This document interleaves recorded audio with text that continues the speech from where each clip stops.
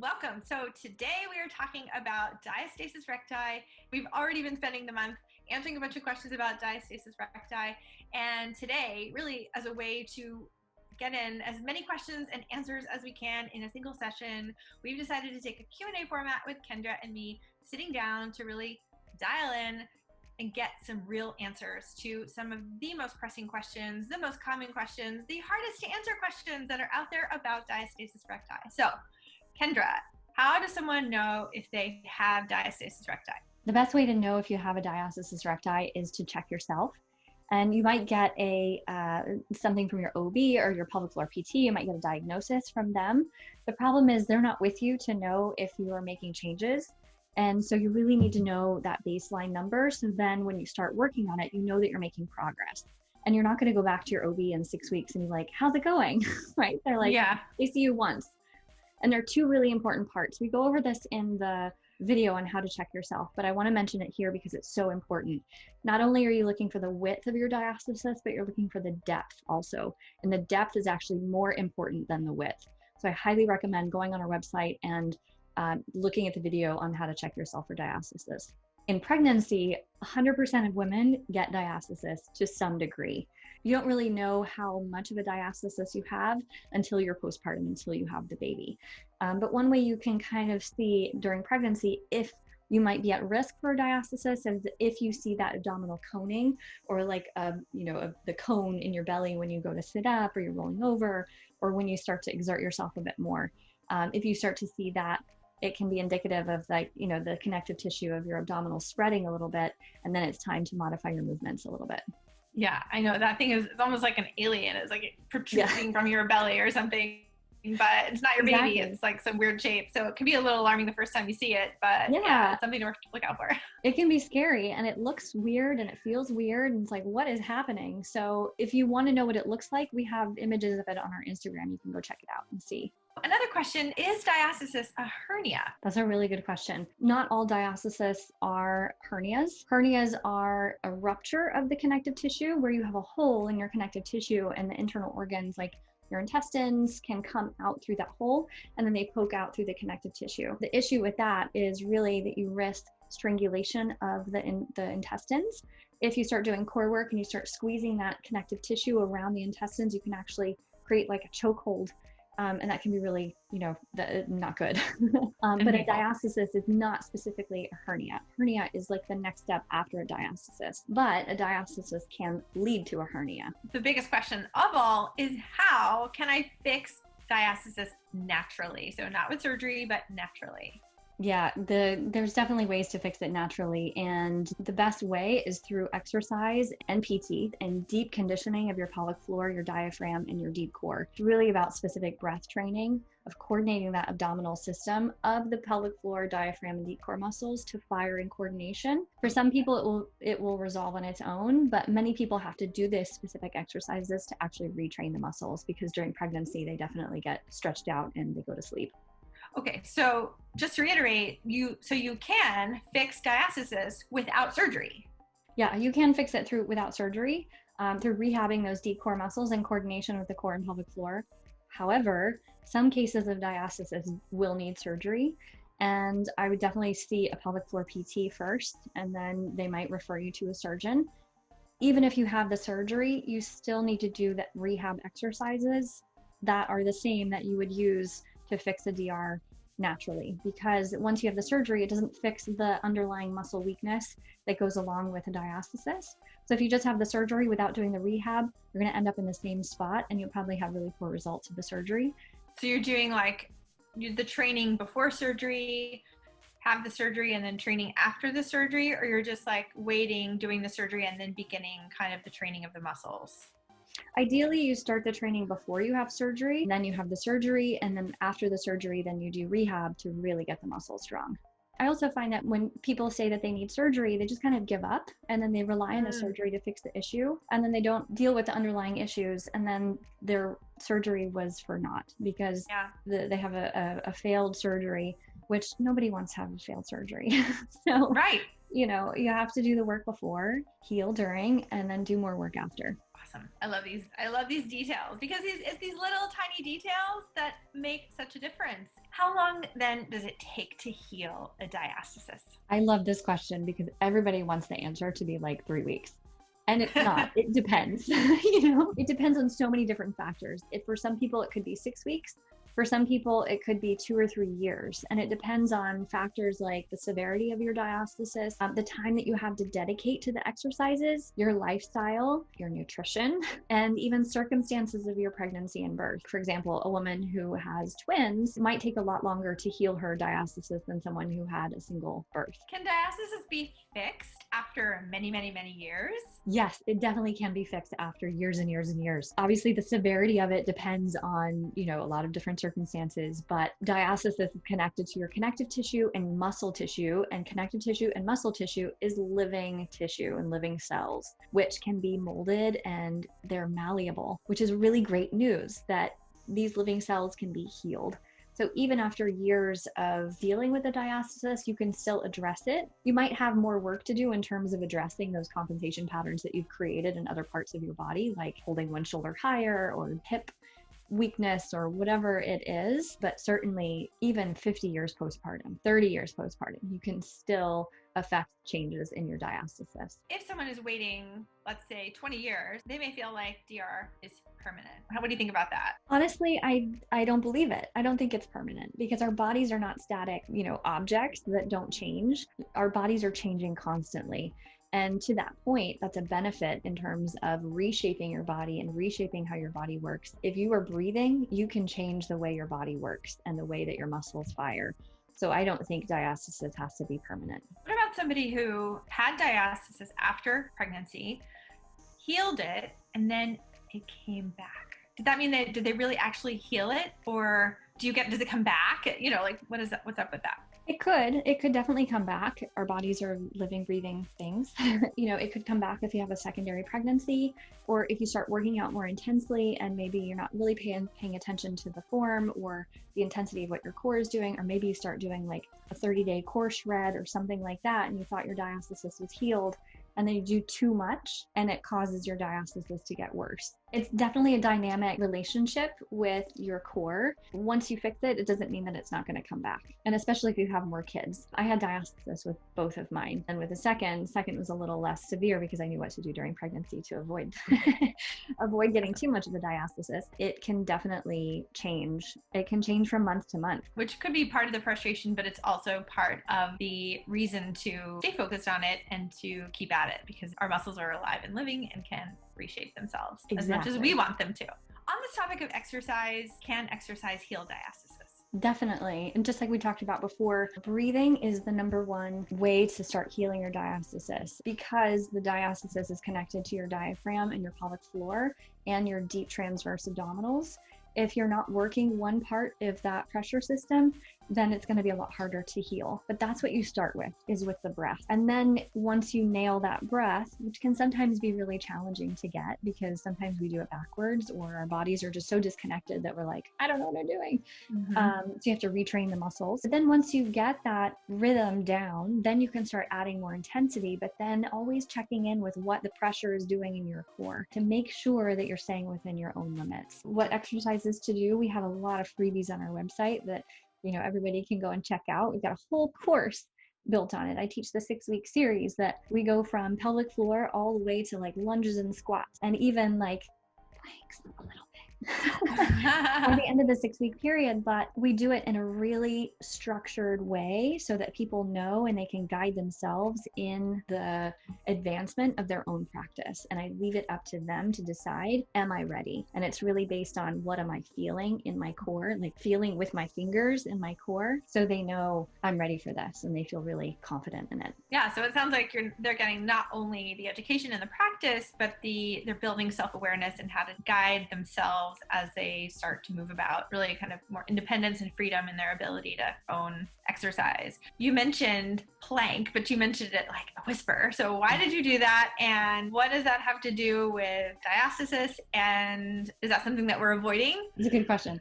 So the reason why I went plank is because plank is one of those exercises that some people will tell you to do them. And in postpartum, plank comes way after you're able to really control your core. And the reason is because plank creates a lot of forward pressure on your core. It's very hard to control that outward doming pressure when your legs are straight and your arms are out and you're fighting gravity. So plank is something that you work up to in stages. In our classes, we take it from a very easy version of it, like all fours is plank, and then we work up to a full plank. What about walking as a form of exercise? Does that reduce diastasis? I wouldn't say so much that it reduces diastasis, but it's a good form of exercise because it's not so intense. The intensity level really dictates if it's good for diastasis.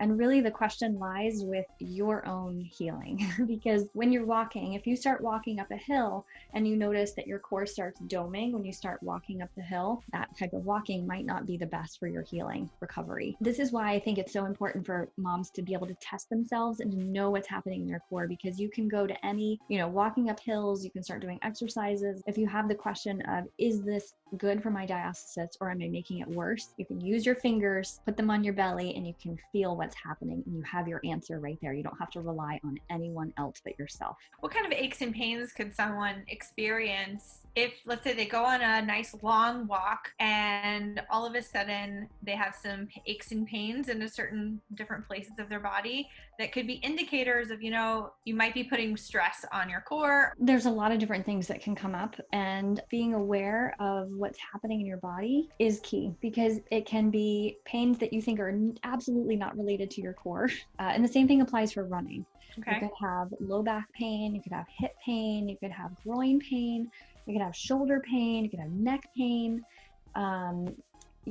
ankle pain, knee pain. A lot of that is related back to the core, because the core is the stabilizer of our entire trunk. And in order to work and walk well and run well, we need that stability. And if you don't have that stability in your core, it's going to go all over the place, and you'll feel it in a bunch of different places. If you start feeling pain in all these other places, it might be time to check at your core strength. Also, I would add exhaustion. Watching your exhaustion level. How far can you go before you reach that state of exhaustion? If it's short, there's probably a ton of imbalance. Your system isn't working, because it's exhausting to have to compromise, and your body tires out quickly. So we know that as our core begins to solidify and become more aligned and functioning more properly, it actually becomes easier to go longer distances. When your core isn't firing and you're not able to use your core, you start compensating really easily when you get tired, and you'll notice that you'll start compensating a lot. Maybe you're dragging one foot a little further behind, maybe you're leaning into your low back a little bit more, your low back starts to feel achy. That's what happened to me when I started to go back to running. After my second, I would go for a run, and about 30 seconds in, I would start feeling my low back, and it was like I had pinches at the bottom of my low back. And I was like, man, what the hell?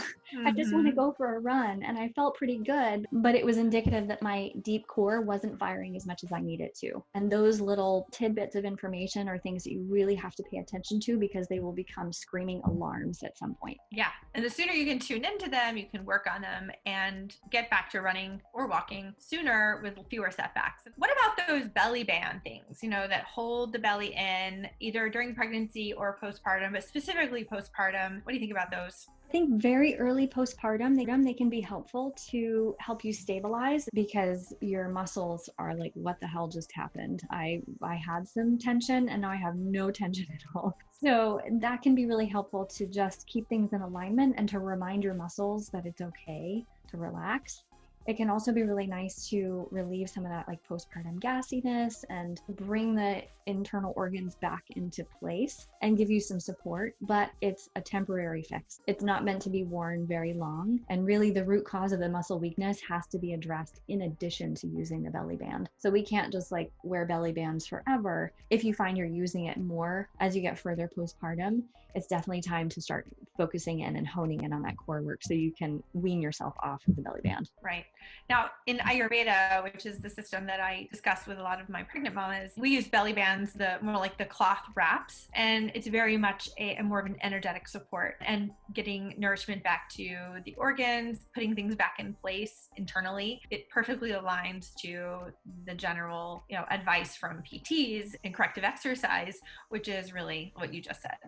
Talking a little more about exercise, what other exercises should be avoided with diastasis? For example, what makes diastasis worse in terms of exercise? Yeah, and there's a lot of talk right now in the postpartum world about exercises to avoid. And rather than using the word avoid, we really like to say that it's exercises that you modify, because it all depends. It depends on how severe your diastasis is, how much control you have over your core. You might be able to do some of these exercises with control or slight modifications. A mom might be able to do a plank and control her diastasis, and she's 6 weeks postpartum. Awesome. But the point is, the exercises that tend to make diastasis worse and that we should really focus on modifying are things like plank, because of the shearing force of the core. It's your typical crunches where you're lifting your head off the floor that creates that dome in the front of the core. It's really hard to control your deep core pressure if you're crunching the front of your belly. Twisting motions like bicycles, and I would even add loaded twisting. So loaded twisting in a mom's life is like picking up your toddler and picking them up on one side and twisting and putting them down on the other side. That can be a loaded twist. So even, if you're doing these exercises, think about your everyday life too, when you're could be making diastasis recti worse, because that can add up. Other exercises are things like double leg drops. So you see people, that happens a lot in bar classes, where you'll have both legs up and you'll drop both legs down. But if you don't have that deep core control, it's really hard to control that lever because it's really long. Even push-ups and pull-ups can be a challenge because you're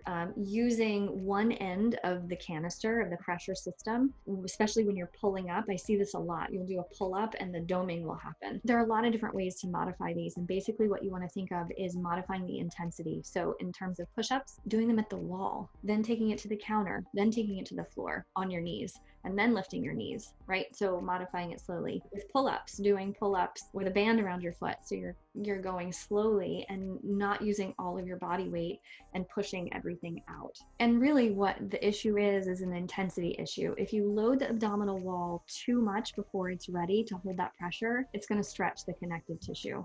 When you're modifying the intensity, you can definitely tell if you're doing too much with two different things. Either you stop breathing, your breathing hurts. Actually, three things. You stop breathing, your breathing hurts, or something else in your body hurts or feels weird. That is definitely a key to take it down a notch. And if you stop breathing, or if you're holding your breath, or you're like heaving with your breath, that breath is actually related to your diastasis. There's a good chance that the pressure in your core is not being stabilized. Looking at your breath is the best way to know if you need to modify the intensity. Awesome. I love that. What about moms who have just decided the amount of diastasis they have is just what they have and they don't want to heal it or feel it's necessary to heal? What kind of problems could they encounter later in life? I know sometimes it's like, it feels easier just to avoid it and be like, ugh, it's not that big of a deal. But it can cause a lot of issues later on. And especially if it's a minor one, it could get worse, like we said before. But problems that diastasis can cause are things like low back pain, hip pain, pelvic pain, even digestive issues like constipation and bloating, because your abdominal wall is not doing the work that it needs to do to support your intestines and support proper digestion. Bulging belly. I hear this all the time that moms will say, I look like I'm 4 months pregnant or 6 months pregnant. Part of that could be diastasis. Could also be nutrition. It could be a digestive issue, but it could be diastasis too. And then we also have weakened pelvis and alignment, poor posture, sway back, more back pain, even neck pain and shoulder pain, hard time getting a deep breath. If you feel like you have a hard time breathing, that big diaphragmatic breath is really important to healing your diastasis. And if you can't get a deep breath, and breathing, it has a really strong correlation to stress. And if you can't get deep breaths, your cortisol levels are through the roof. We really need to be able to breathe deeply to lower our stress level. And as moms, like our stress level is crazy anyway. always already high, right? Yeah, exactly. And then other things are like pee leaking too, because diastasis goes right hand in hand with pelvic floor issues also. And then a diastasis that's really unaddressed could end up at some point in a hernia. It only takes one instance of a really strong movement with a lot of force to cause a hernia. For example, you're moving houses and you go to pick up a box of books that probably weighs 50 pounds, and you go and you pick it up and you're like, no big deal. You pick it up and you push out, and then you end up with either more of a diastasis or a hernia because you've overdone it, and it's like just instantaneous. Obviously, there are a lot of issues that can happen. Not all of them will happen, but if you can deal with it, if you can take the time to be aware, it will pay off in dividends, and then you won't have more issues later. Switching gears a little, one thing on a lot of moms' minds in early postpartum or any stage postpartum is weight loss. Can you lose weight with a diastasis?